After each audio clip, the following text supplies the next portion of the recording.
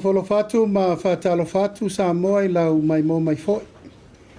I nei foi vai ngole aso ia le teletonunga ia male manatu au tu ia lo mo soi fo lau lei ma soi fo manuia pa ia male mamalu maulungo si utatu watanu. Whatalofatu I le ngang wha aloalo I le pa ia male mamalu o sa mo uma mai ta wha ilangi e fia se ia pa ia mamalu masani se ia ole pai tu loto e ngata ipa ia o sa mo I on tulanga whalupe. Malu whale tala lelei, malu whale atunu utainane, ma malu whale malo. Ia, o le tātou polkalame fo le nei, o le tala noanga, ma le taitai le malo, o a fio mai fo impapa o mai lau tu stala uma sa moa, ai televise ma le tiofa salalau. Ia, ono le longo pui ali inga lava si o tātou atunu ukaiva, tiute mga luenga, o whenga I tātou malo.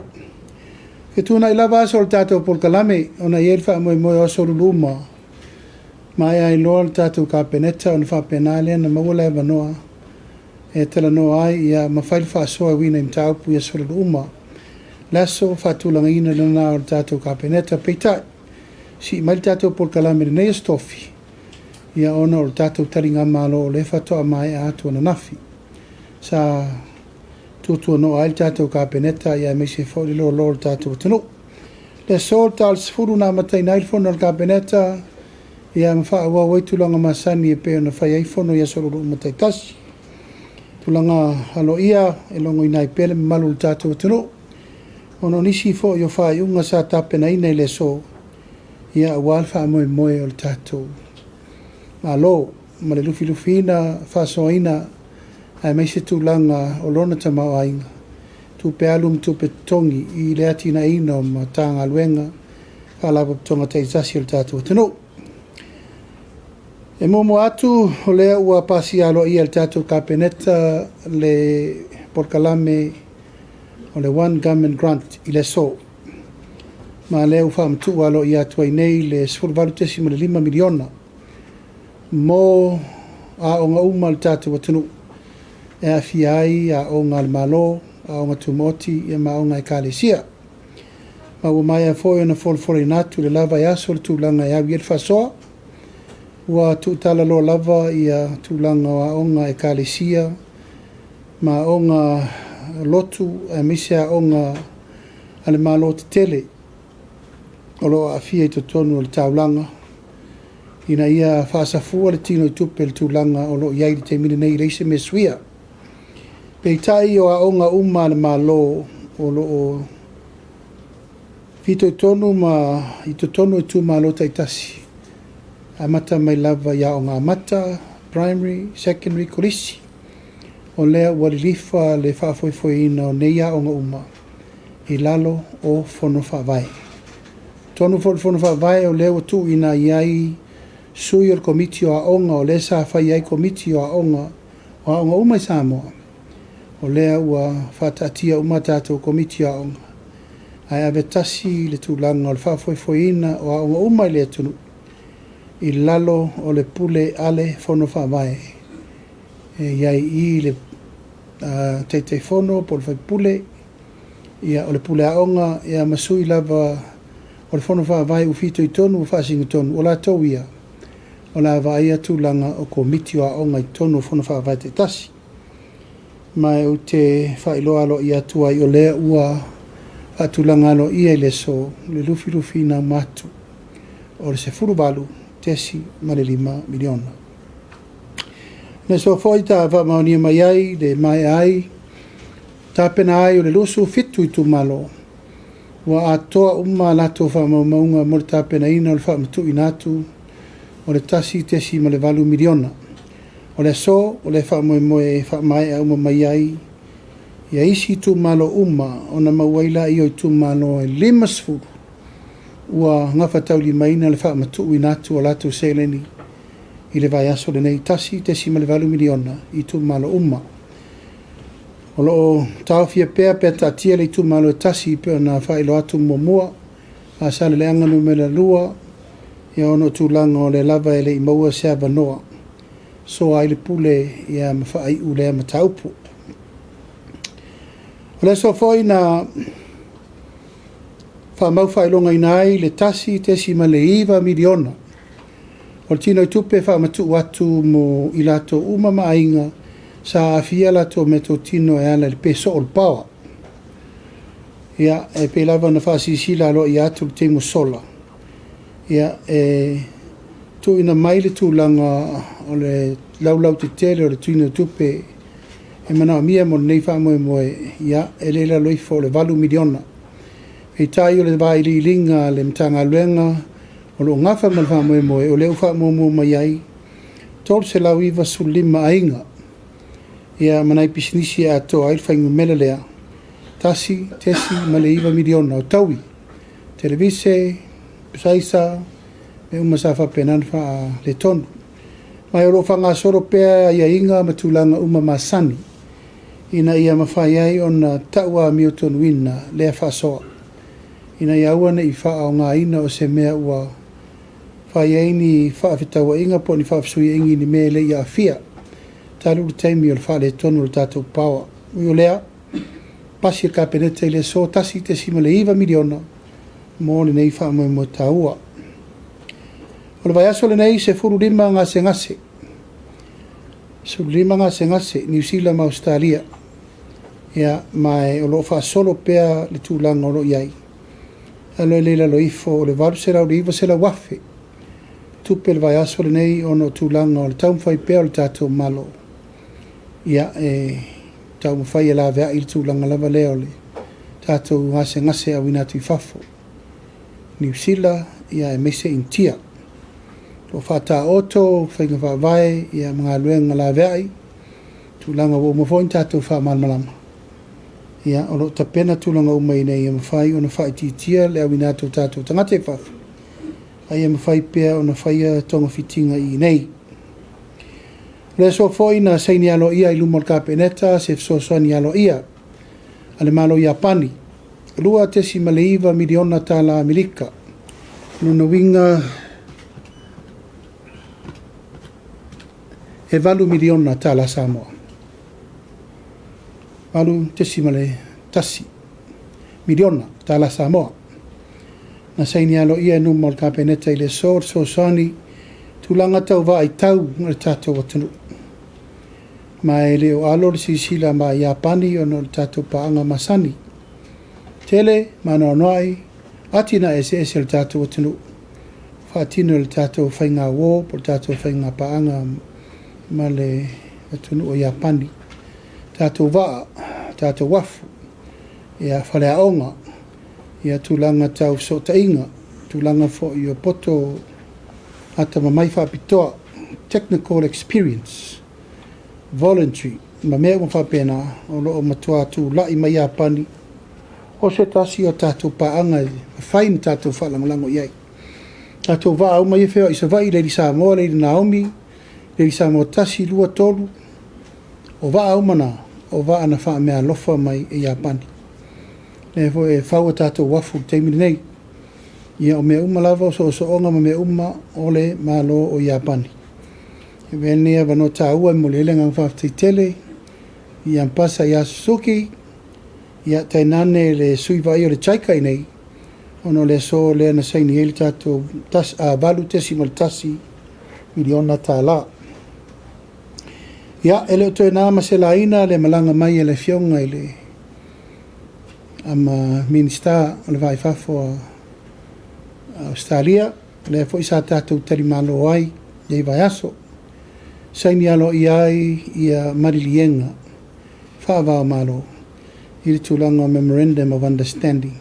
Mua, o le marilienga tātou te pui ai le teimine nei cybercrime and cybersecurity mo Samoa. Lio ma vai puinga lunga social media e me se for tele mala no il va vai puinga mo tamitia onga ya ma me uma fa pena le sa saini ai le malienga na i le va tato malo e me se for il tulanga fa so tainga MC tel tato tulu lua ia tulanga le mtanga luenga le leo fa tulanga no nga luenga wala nga te fale atulangana ngā luenga wār whaafofo wina male atulangana le au nanga lava wha leo leo le sa mato malanga i fo isawai talalo ia tato maritime services I savai antua tupun fa lavi savai pele lo se sit sami pole mu pole a la lava fa lavi matu ia o lewa ye office I savai fa fainga luenga inai tanga te peto los ful montu la to va pau va fa ola me uma ile to e tau fatali se ilunga o tu pia nei le na talalo ia nafi to civil official le to civil ia le nei fo if so ni taua Australia a wal fa mo na lo fa solo fo inicio tulanga masani tulanga taua o onga trainings ma me fa pena o lo fa solo I per fainga pa anga sa mo o lo tari mau I nei le ofisa o Australia tunga ri kapteni ma lo fa tonu uma o lo lalo le lato va inga le tato va tele le na fanua ya na to si fia le tato wo na fanua top so soani al ne Australia na fanua tasi lua tolu ya vi ia le tua le so soani tele al me siri no va ftai en nafi fa to ti ale na fanua le wo na fanua koru le fa ko ki en na fanua o se va amana ia tele sur 5 minuti le mato o isa va o to inga va atonu an nei o lo tamo mo iai mo le mo tele isa la fai nei so soani uma o so soani me malo Australia e sa mato malanga fa tasi ai ma le fionga te mai tai minista nafi ia ma mato to fo I mai ai I to tonu o le afai tula ia na va to si fia malanga tata isa va I tula ma le afa le alu tula ma le afa sau tolu tula I lungo le vasa ia ma le voi tula I lungo uma ma le aso ai wo vai ma le nganga fa ftai ia tuli taimi ia ma le nganga ia o ngā tele le nei fa mo tatou o le vai aso foi la le nei la stona I o le atu ua I le tatou na fanua sa mo e o I faile la tou shaki fa pitoa mo le what do for every 3 to 4 months e o ai faile la tou shaki Australia e o foi mle va ai lus fu le leo e le ngate na vai tatou va ai fai fo inisio tole ina ai la tou lo lungo le va fa mo to tau nu mai nei la solusu lima ai le fa tau nu ina tatou tuto tas ona te le tatou tapenanga mo fa anga me le tai tele tatou fantasi tele vaalo tele kurula ya ma tele tatou tauvanga ma talonga I lungo le sami e mana mi ai lava te leo se tatou rescue boat ia ma tapenanga wal fa mo le fa matango fia o le tatou tuto tasi ia o le foi sa auto si fia sa fa I foi le fa pa ina le fionga te mai tai minista honorable Ben Young ile tatou official fono I mulino I lava no fa sisilatu te musola ile le titi foi sao Australia e ala ile fa tu peina ato tatou fa le fono ile se si no tua iai o vea uma fonga fetalai ina ua fa le tonu le tatou fa le fono ina ua tala I lalo le tatou fa le fono tuai ia ua mana e nai I fa le fono lo iai nei Australia na utapa iai tarsanga iai na laino atu failo feutana inga ma le malo fai iai lo le tatou fa le fono tala fa tau au tu pesa iai tatou fa le fono lava ia e lusu 7 miliona te si ma le 5 tala Samoa o tatou official fono le taimin nei 5 miliona tala Samoa atu fatasi valus 1 miliona tala le sao Japani I le official fono ia o le lau fa popo tu ia mal tatou sao le fawina o le fale o ima tamai tai fai pule lua tesi ma le valu ia na ele le tel tonunga wa to ai le luas fulu valu miliona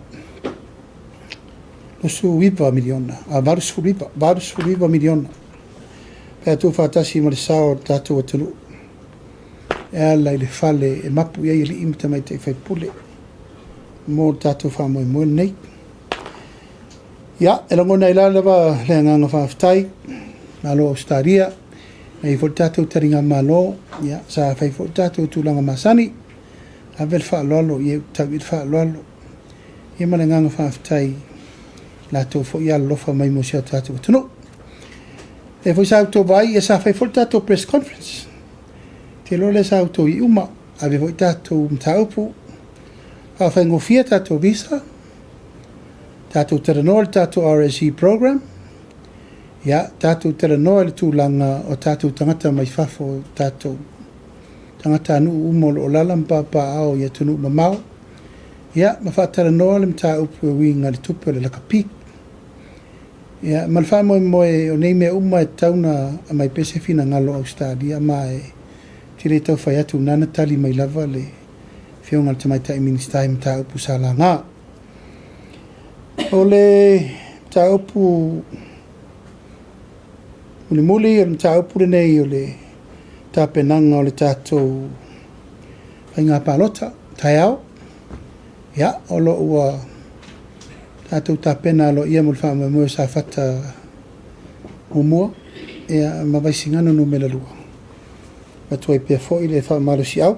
Ia maltu langa o le wha lotu tele I tu malo o le u tāpena o lātou wha mui moe. Ia o ai lava le taunu unga e tauna o atu temine nei tai au tātou lose unga. Ia la tātou turi matai pēa le tu langa o le wha mui moe. Tātou talo le atua I ne ulu masao. Mai se ia mau se whainga pālota while mū, se whainga pālota manuia mo se o tātou atunu nei. Ia o nei mata upuna no manatu e la fo I tupea. Atou whaasoa mtala no ai le umavol whai aso le ri.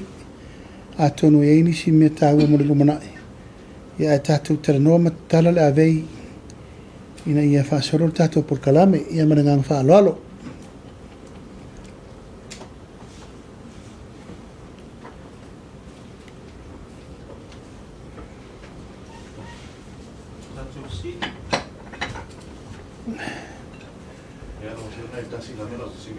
Tu sai mal vai aso tele.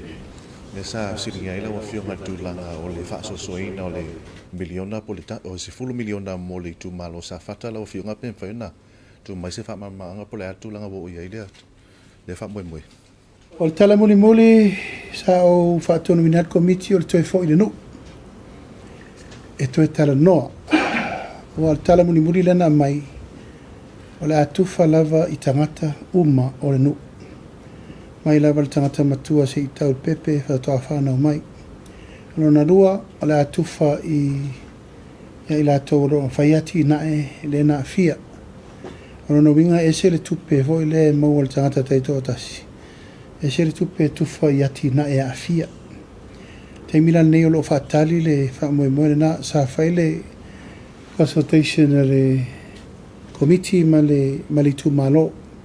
Au te loe le o toe mamau se taimi o na whailo mai le kapeneta e le I whaataunuina le whaamoe le tufta whaina.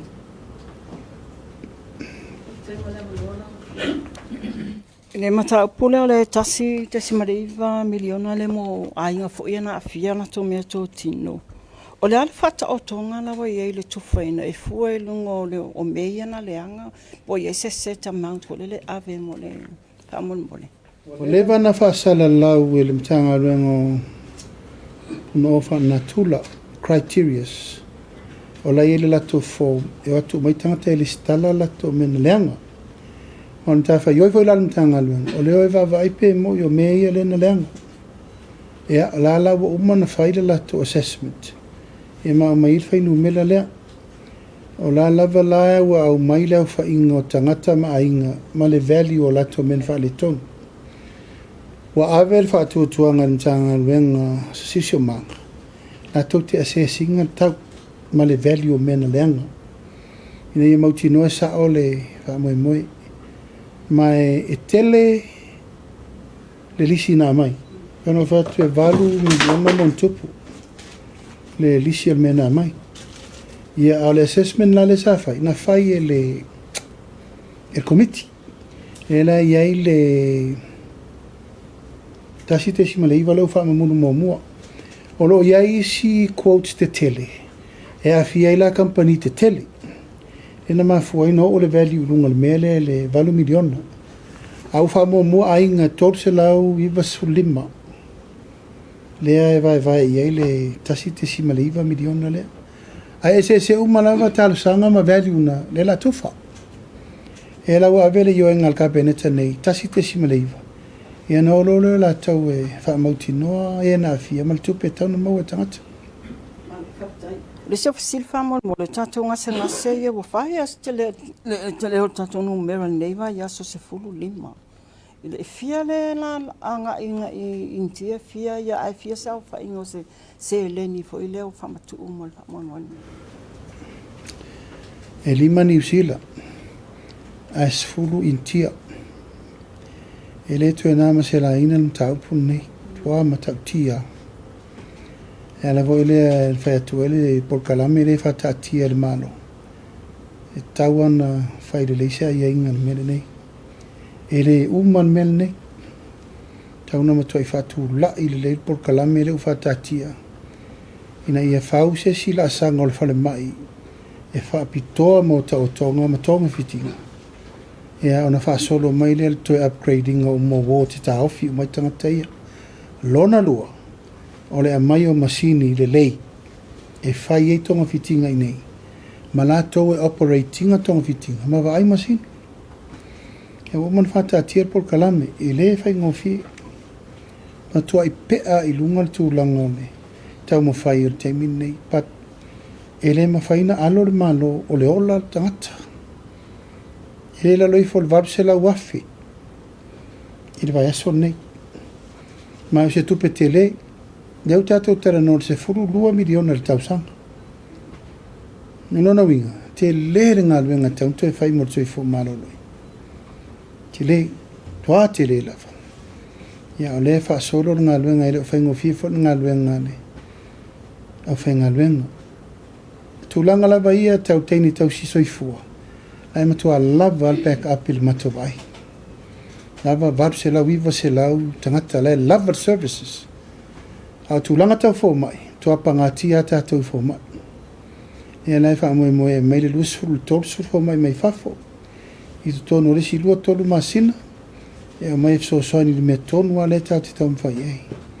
Ai peo fatu e le alofia. E le alofia. Tauan tātou ono sa i whaile mea lea. Otherwise, ian tātou sa ungi ro le malanga al maliu ma le oti e le to e motu. Hao le lava i aina i tangata o lo o tau mwhai pea i le o whaingo fie. O isi o mo tu lau lava o le swing o ate, tu lau lava o le swing o whatu ngao. Transplant. Ia tu langa o ngase tu ngā cancer. Ia me se i la tau a fia tele i tulanga le suka. A mafa tele tulanga na. A pe o tau whainga na le tatou malo leu whatatia ina ia lawea i maila le mea leo le. Tulanga le tele o tatou tangata a wina tui fafo. Ma e leo toi lai titiri whatara noanga o por kalame leo o whai mor se whenga o tupi. Ta tala ni awa no se tolu mo New Zealand ini kampani la tau te a vea tātou tangata. Taimi mō mōna le tō tasi a kampani sa vai. O la lawa la le tau sa war kampani na. O tau na le sa tātou mō. Taimi nei. Tolu kampani. A tupu maini pe whea marulumana. A maini quote sa whare maine tō tolu. A tō vai le po whele me tau whioloro le tau mō tātou. A pēnā voi la intia. O intia pito i sirin tau ngofia taimi nei. A la voi lau tau nu mai isi company intia to ruol vasolan te atu nei. A voi o mai lato, whapea mai. E tau ngofia la tau. E voi lau avel whatu nu ngar malo, fiongan minsta, so e fo mara loina. A whai o intia, tolu ni whale mai, a mai kouti nei whatau ngofia. E voi whale mai fiti len tau nu mai fo vasolan te atu nei. O le mea lava le nā. Ia, a ia te au ia, o le ola, o le me tau lia le nā. Tu lau lava, o le ola. O no ia isi ngase tu ngā lava le teimine nei o le se sunga vavea inga malo na alo. No esi i mai, aia batu. A le whaia le transplant o le whai whea ue maliu. A la whiutana i o sio nā whine na lau atu i nei. O la na transplant i eilona vaenga o lona liva. Sio na tamaa. Ia, o la lawa lai fitu una il teimine i langa i li taungo fie ia e teimina o atu, e sere mea no atu ia, latu maua i o ia Whale tonu rona liva, ia le tau ofa pātu le liva o rona alo e vifo e. Tau tonga fiti e ngase ngase o whewhea. O mea umana, tū ngā, mo le mai tau le lumana. Le mea tau o lau ai o le mea mwhaina sa iri leo la male malosi. Pe tu nanga na lo ngafa male tanga luenga e. Sa iri whai fo. Sai fo manuia lau o fionga tai o le tunu. O lau fesili whamon mole po le tasi ma le 2 miliona ta la le whamatu o mo i la tau sa fia ile. Ai o lau fesili whamon mole po ai whawhia ia pesa so alau pule i tonu le kapeneta ia tūlanga i ainga ia sa fia ile. Tama i tsunami fo ile le sa tula i mai tau sanga le te a whamon mole.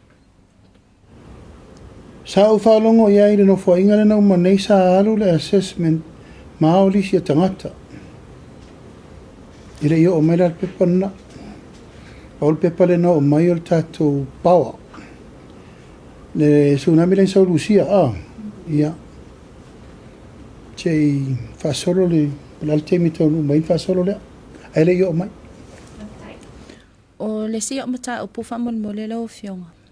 Pe whamaonia ua mai ia su engal matangal wenga leo ia li leo sinia fo ia to alua le sa suspend whapel na liki ai tua ia report ai a whai wa mai a po o mai lau fionga ia Ele i o mai o lo solo su enga ele i o mai le whaiunga le sa a pe o lo solo pesu su enga leo ne mauti no ai te fai unha tarfe ngai tonu fai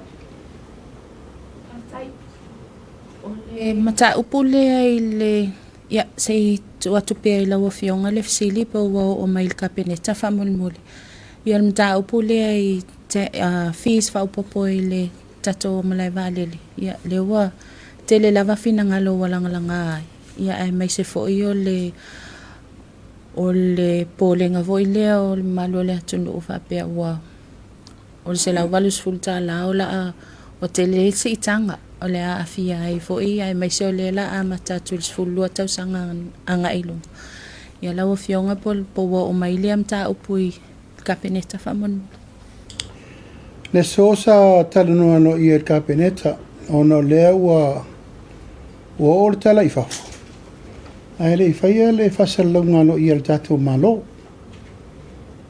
te le lopo o le Samoa Airways le wala to amataina na faala wilol tau o te lo le sela tum ta fa yo na tau no fai o le tau sa tau o no mai Samoa Port Authority e tala no le tunu al mele o tala no Samoa Airways ai le sela tum tau pun tau o me mo na fi fa sa nei ina ua ami nei le pulenga le Port Authority e o mai wha malama le kapeneta le awala na whai ai na whai fo ia na whea na approve na whea ma le ai inga na leina ma fua na whai mol wha moe le tina e na o le tatou malai whanele o nei lai le so na avatuel tapena ngā le tatou Port Authority Management ma la tō wha manino i nai wa lewa na pāsia le temin nei le whainga malo fōri nei o le vana pasia me le whainga malo le na uma nei e fo isa matu i uma ono le wha moe ina ia tilo le mtanga alwenga o malai valele i le atina e ina o le malai valele le vaia tūlanga masani o le wha le inga ona me tō tino e ma tūlanga o le tāpenanga monisi me mo le wha le leia atiri mo le lumanai ai o le wha mamlamanga o le tātou tax le iei nei le wheo i atangata e ono lima tax na wale vale ta te tongi al temine ono lima pa wala le me fole na fa mamalu le la tato wo fa mamalu nei ila so mo matina sul lima tala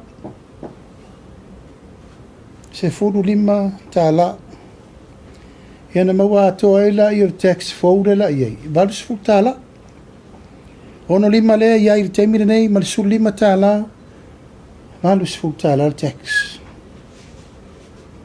ya o le si se lautala o le se lautala o le levi o le mea le wha le leingo a tātou au wala lau papa le alu I lungo valele, Arrow Bridge. Ona o mai tau, a tau si sila le vas Pasifika atoa. Na sa moa mawhiti. Ono iei Arrow Bridge ia. Tātou whataitai ono le whainga o le tātou male valele. Ia upstandard tātou. Tātou vaini tonga, ni we, tu valu, Cook Island, no umana, na o whiti ama Samoa. O le iai I tūlanga ia. O le se lauta lala le whaopopo, o le levy. E le o se tax I lunga o le whemalanga inga le tunu. O umana ave le tūlanga o le apopo inga le malo I le Airport Authority. Ina ia wa ai le lei tātou facility mo le vanele. O tatau na whatūlanga le upgrading o Faleolo. Whangali, Mauta, a Sau. I rei mamau atu nei le tele o whawhitau li wa tupu mai I savai ina ua tapuni whemalanga inga. O le mawhaina Feiloa'iga va'alele I savai. O le masina o mati, e toe a mata in toe where lei va'alele I savai. Ao, malpo. Whatonu ina fo ina I whaamoli uma maota, ma sau. Whaamoli mwhangari. Ono le tūlanga, ua leila loi fo, misala po usa vali le lua se la wafe. Le tupe al mtanga luenga o le soifua malo loina. Awa ina emergency savai, e tau hae ale reidi Samoa tele lea. Por Samoa Express, e lua se furu fitu wafe lo na tau I le malanga maina al tasi pe lua ma. Ai afa pe lele le va'alele I so se taimi o le po, ala e ola mo li mota ma sau. E nā le tolu wafe le tjara e mele ma. Ia, ma tui ngā mela nei taimi o whaafosei, whaafilai whaafosei. E mana o mi aile ngā whatau li maina ele malai vālele, o le tūlanga lea. Mai o nei sa whaamalama o iri ai ma malama maninoi. Ia, langa leo watu o mai whaatasi, o sau whaatasi le levi, sau whaatasi ma le tax. Ona whai maila ia maile ono suli, ma le se lau watu spuru. Sau whatonu ina I nei pūlenga mle vale leo mai tala noa I le tato media. Tātou, ia msalo eo mai le press release le Airport Authority. Whamalama. Ia, sa au fautuaina foi, o tato watunu, e mana umi ala malama. O umi, wa se furu tau sanga o file consultation si tanga nei. Au tātou, o le vave na ngalo pe whapeo ni tupe tongi. Ia, o e vave na ngalo pe whapeo ni tupe tufa. E vave ina mantua pe ni tupe tongi. Ia, alfa mamlamanga na le tunu. Na o se furu lima, ta la. Le tax fo le whapopo le mawai le varusu ta la me leonu su lima le tātou te iai. A le levi lava ia na uto si fia o le maleva lele le o te wha toto ngai ni me whatau wa. Tau se lau mon tupu miliona le tātou lou na whai maleva lele. Tau an tātou ono sai I o mai. Ai atu ula le tala whatai tai. Whasuta la sau tonu, Samoa. Whasuta la li whafo. E tongi lungo lau tike le tax le na tax ai mo tātou malo. Ia, o wha mamlamanga na. O wha malamala mai no tūlanga leo. Tātou mlewa alele le savai. Leo na ato e tatana le tūlanga le na isau no e tolu wafe le e tjata ile wa alele. O iese tau whata oto mo pasese tangata malanga. Ia, o le whata oto mai. Le whata oto mai ele Samoa Airways. O mana o whai ai e whata oto mai se tau I awane I mamafa tele mo le tunu. Ai awa fo ine I ngau company valele. E fo isa tato whai tio le mamafa tele o pase se tutuila. E ao le na mamafa. Na mawhainga to tongi ai tala for Samoa Airways. E tau an tato fo whatau. Ai o sa vai lava ia ono le tau whiololo tato I tutuila langa o whaaftawa inga ma mea. Ao sa vai. Iar ki e kangu loki ma si ma le mai ma me va pena. So I believe e kangu fai se estimation le lei mo sala fai. Ai te lo e tauna toi fere lei tato va. Ala upgrade. E tauna toi fatale lei ma le va lele.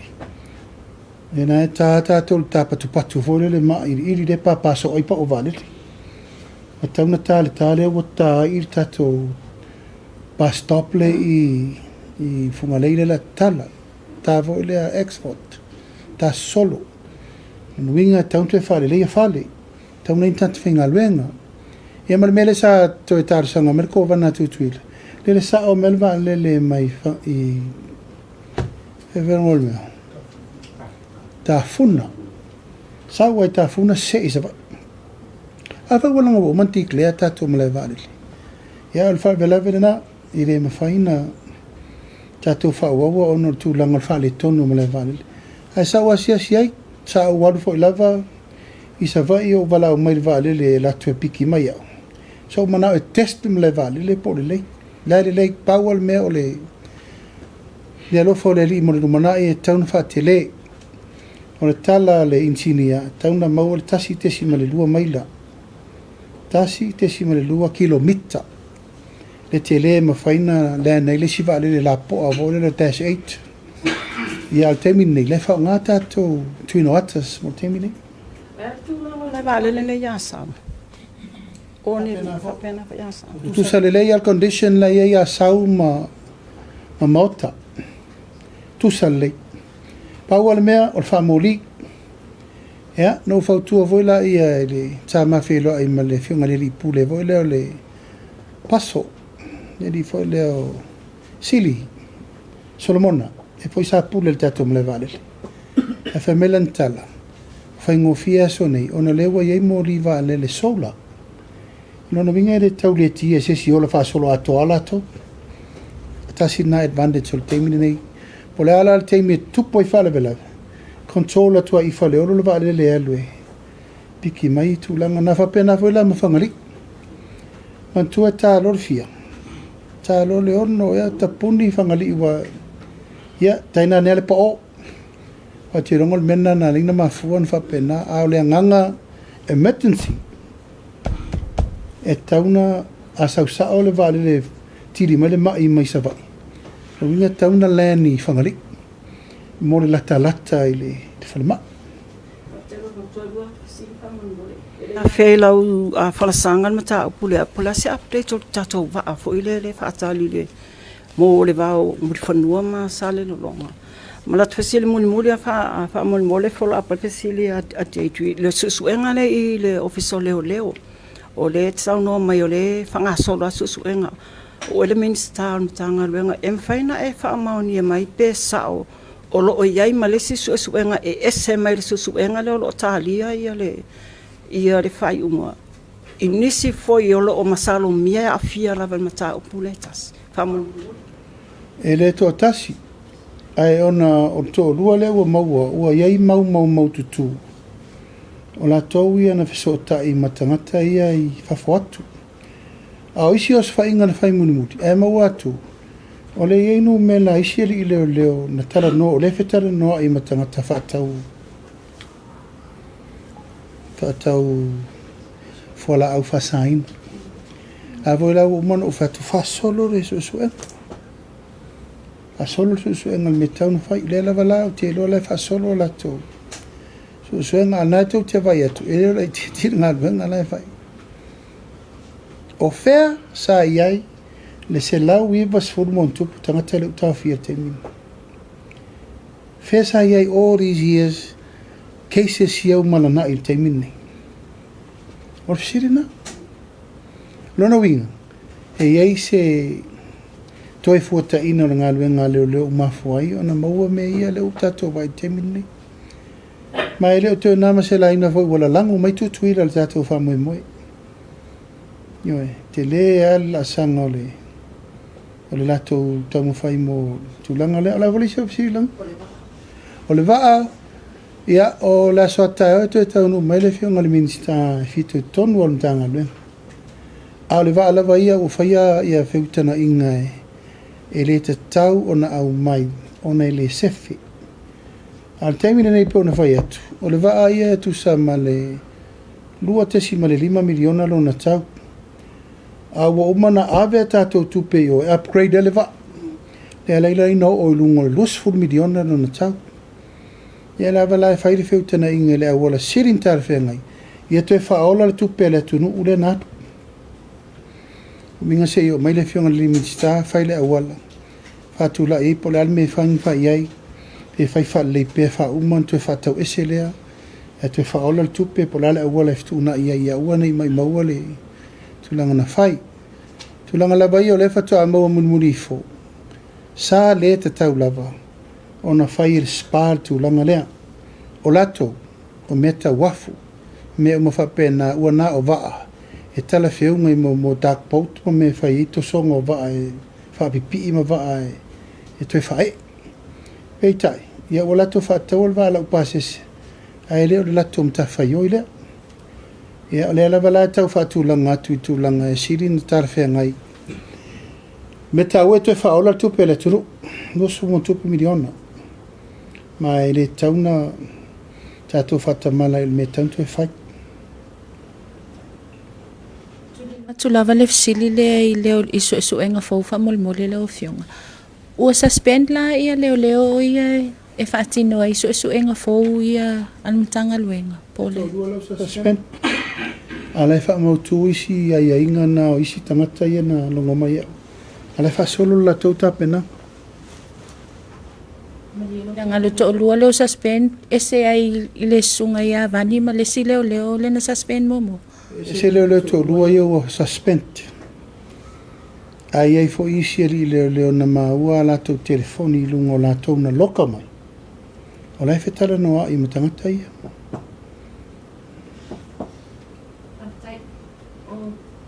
Fesili fa mole.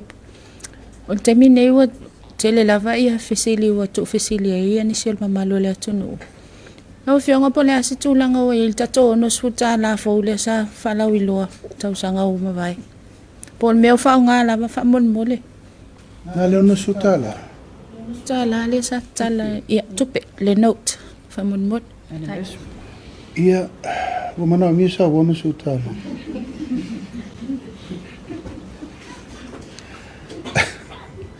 O tato woson ona.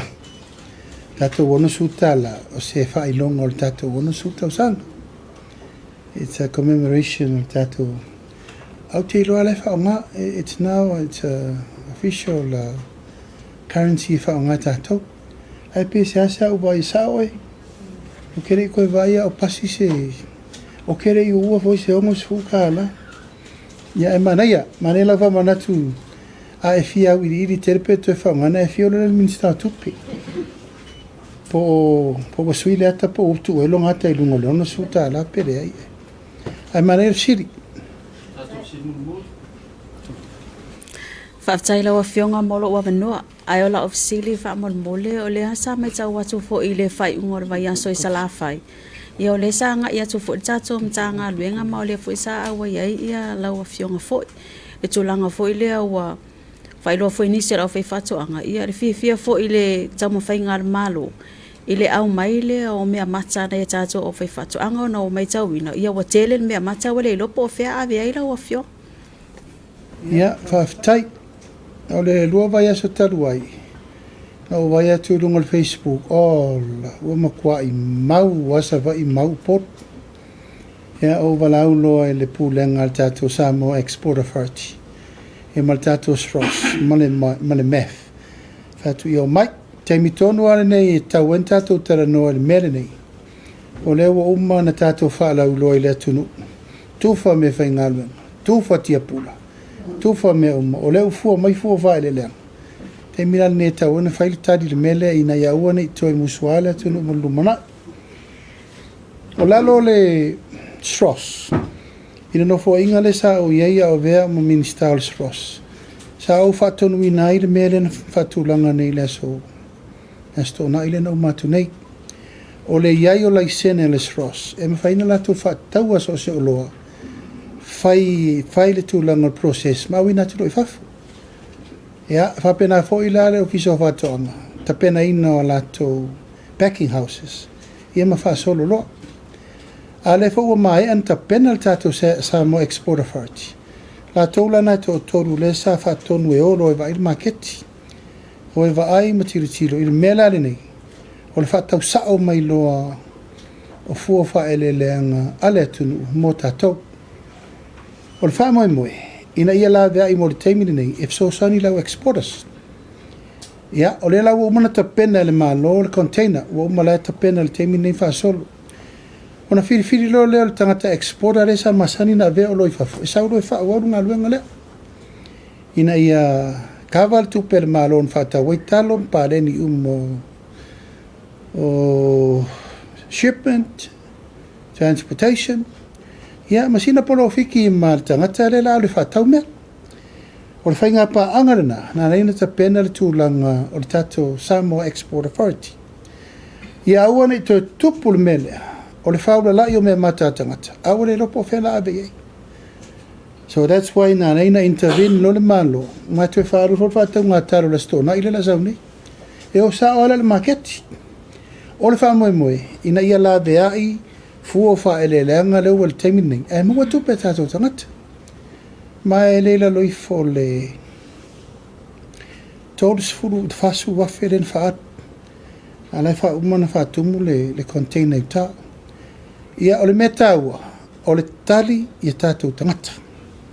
Lena rein whātūlanga, o la e tāti au tal container laiva valu am whasolo. Ia umaloa, ia na vailo leo se exporta e sili na te lelo na sao le avenga o loi whafu. Sau whai lele tia o mamtanga alu, take over lo leo ia.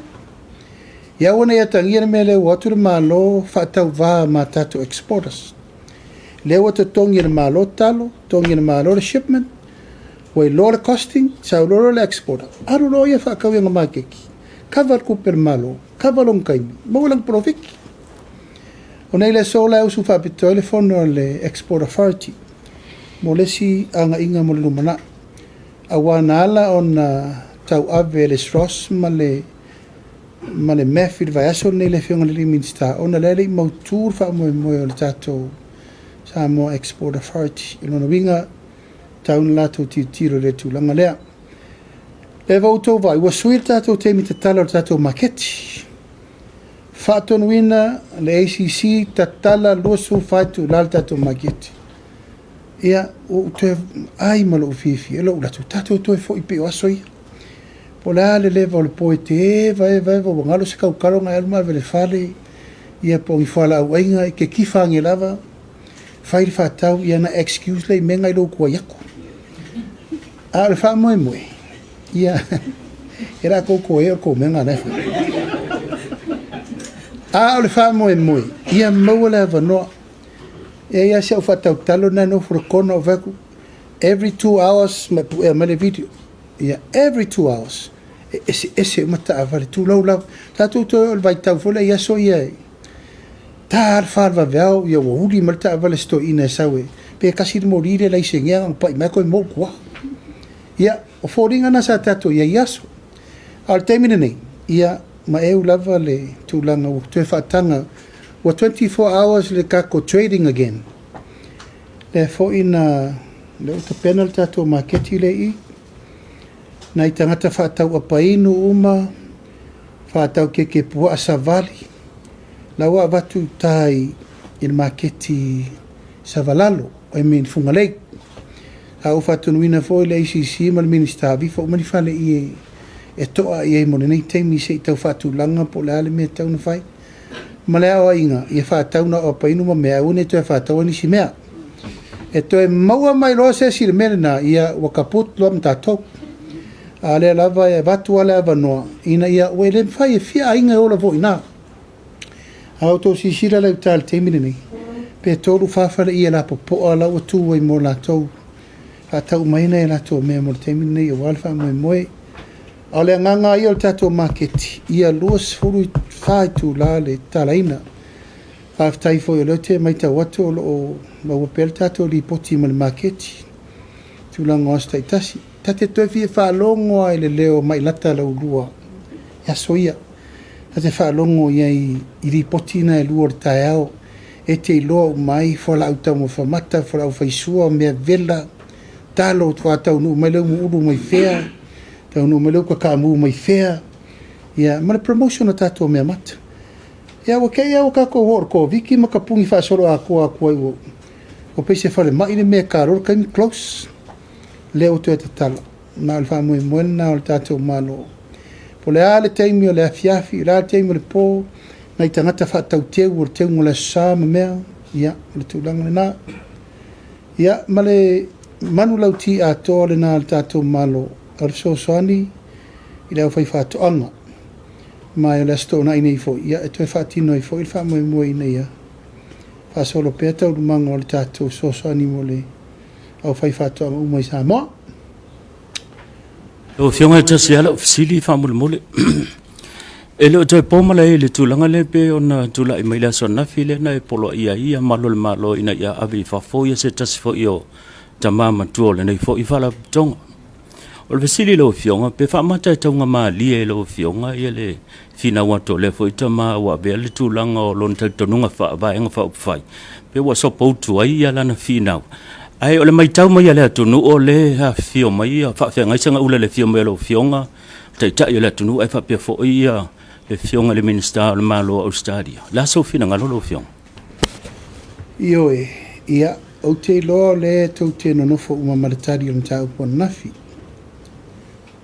tau pula vaia e le va o ia le tulanga o tato fa tara noanga fa pe nei ai te tau fo ina i ta pula o tulanga o tula fono e fa fo i tato tara noanga nei o le memo mo e selo fa no ai o tu inga la e ina fio atu male ne fo i tamali o le tunu tu tonu o tato a tara te noanga o le sa vatu le falau dia mo to mo le mida sai me le dress code sa mo le tato te ia tato le tato tari malo e le se tamai tangata le tato malo e o va marse lau miliona le tupe Australia len fai ai sa le tau lava o na nga ia tu se tangata fa pea e watu e lea mana ia le mena fai atu ai o te le lopo ni le tato presa tau na fai tu langa lea po le ofisa fo le fono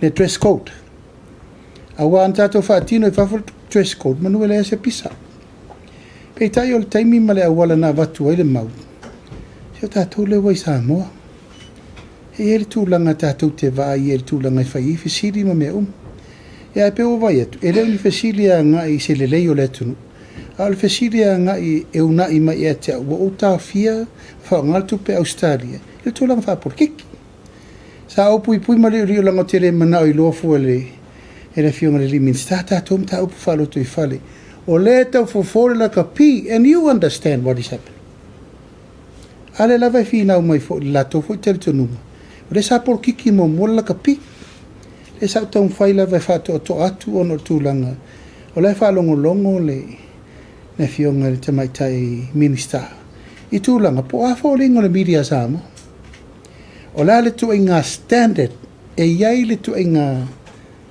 media samo pe fa mateo samo le tau o tangata e sili o na fa alo matau aloa e po la fa alo le vai le va samo ma Australia o tato malo le tani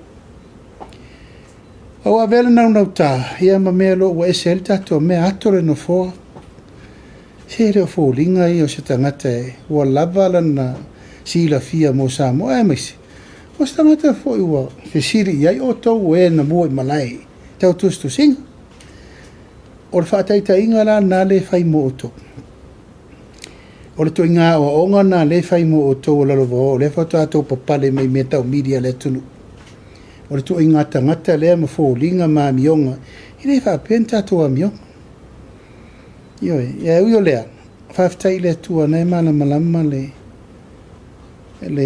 finangalo o le fionga le tamaitai Ministerial. Ia, maisi fesiri whaapea. O tō malama le na fisiri ai le si tu stala le. O tō malama me le wha o ngai le malo o tō tupi.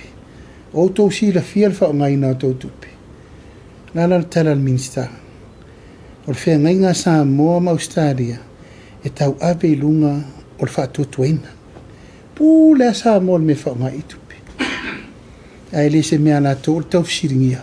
Pe wha mate o tupi i wha pe avi fea. Pe wha nanga o le budget support pe avi fea. O le tari rana. E pe fōringa mai tu inga whatala noa nā lena whatala noa i le si fo tu stala nā la tōi. E whape mai, Australia, o tau whātua ina sa mo le whaonga ingo kōku pēa mai. O te talitonu, i re tāle whengai fo na fisit.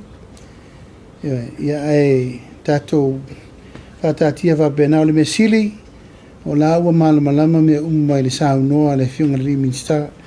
O le whea ngainga Australia ma Samoa. The relationship is building on trust.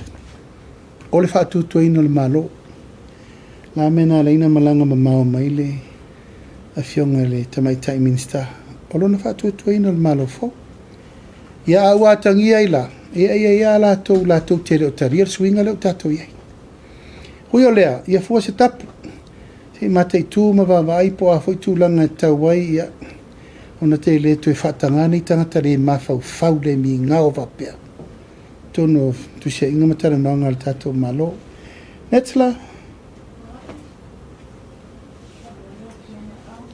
Regarding the construction of that early office, is there a model Australia for maintenance of the building as well as the apartment house for future reference? O le whatala noa le lato Grace Spirit. I whai ei tūlanga me le ia se whale e au noa ma se Grace Spirit. O le Grace Spirit foi lena mafua into e aere manatu e tue whaile e foundation o le whalfono. Mantuana mai Australia whaina o le whalfono e le ilo kea whakasi le foundation o le whale. Ia waru lawa mata na mana e nae le foundation. A le malo le whale. No mai Australia whau I lungo o le structure to white. E lawa o le temine nei. Salo ina whawai el tūlanga le o le toe vai le redevelopment. Le lau tō vai wa sui a tō al whawai o le whalfono. Ia ma le construction, new constructions o le LA. Ia o le whamoi mwel nao te loa iai ia tūlanga o Grace Spirit e pui ai le ati nae o le LA office, ia martato Palemia.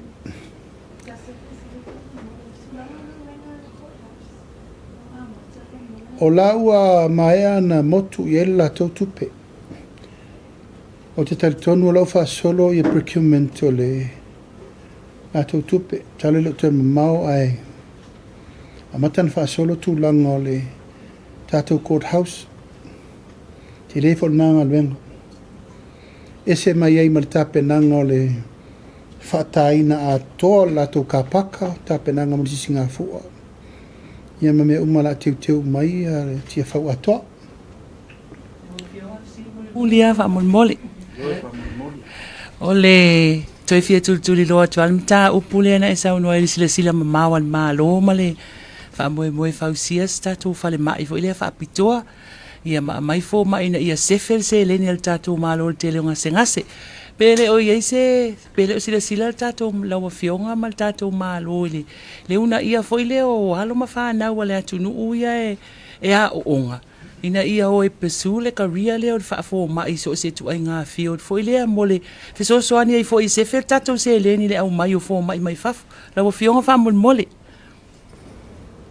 Ole makua I kele au kako fo mai le peita I ele o atoa umal servicing o tato whanmai.